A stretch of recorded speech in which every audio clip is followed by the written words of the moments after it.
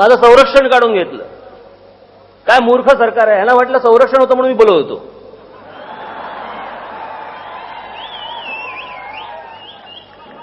अरे वडिलोपार्जित आलेलं थोबाड आहे ते माझं, त्याचा संरक्षणाशी काय संबंध?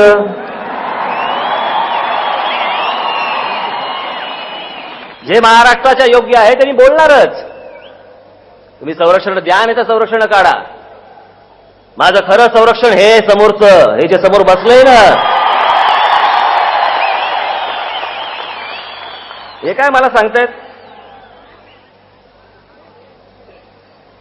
आज जेव्हापासून हे सगळं संरक्षण काढून घेतलं, आपले सर्व पक्षाचे माझे सगळे सहकारी रात्रंदिवस माझ्या घरावरती पहारा देतात.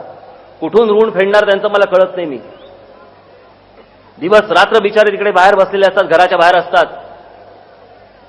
आळीपाळीने एक दिवस लावून प्रत्येकाचा लावून असे प्रत्येक जण तिकडे बसलेले असतात. कित्येकदा मी घरात जेव्हा बाहेर पडतो मला कळत नाही यांच्याशी मी काय बोलावं. एक एक अख्खा दिवस ते सगळे रात्रंदिवस तिकडे बसलेले असतात, रात्री पहारा देत असतात. हे सगळ्यात महत्वाचं.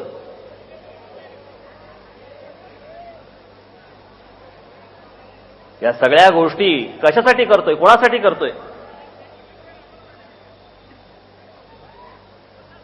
का वेळ लागलं होतं मला? आज पण काही कशाला संबंध नाही. सभा घेतली, नोटिसा सुरू. याला कागद जास्ती झाले का यांच्याकडे?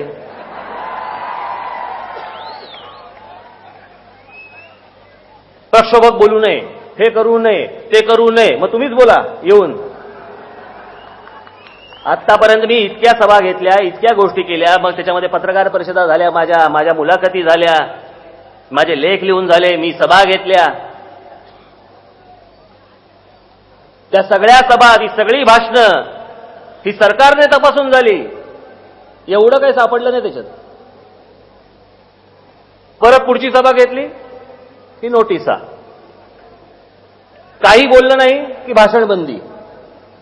मला अजूनही कळलं नाही, ज्या वेळेला या देशामध्ये बाबरी मशीद पडली, 92-93ची दंगल झाली, बॉम्बस्फोट झाले, त्यावेळेला देखील या देशामध्ये कधी कुठच्या नेत्यावरती भाषण बंदी आली नाही. ती फक्त एकट्या राज ठाकरेवर, फक्त माझ्यावरती भाषण बंदी.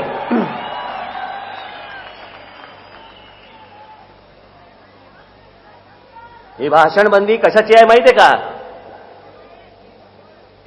हे दिल्लीमध्ये बसलेल्या सगळ्या लोकांसमोर नतमस्तक होणारे आमचे महाराष्ट्रातले राज्यकर्ते दळिद्री, यांच्यामुळे ही भाषण बंदी.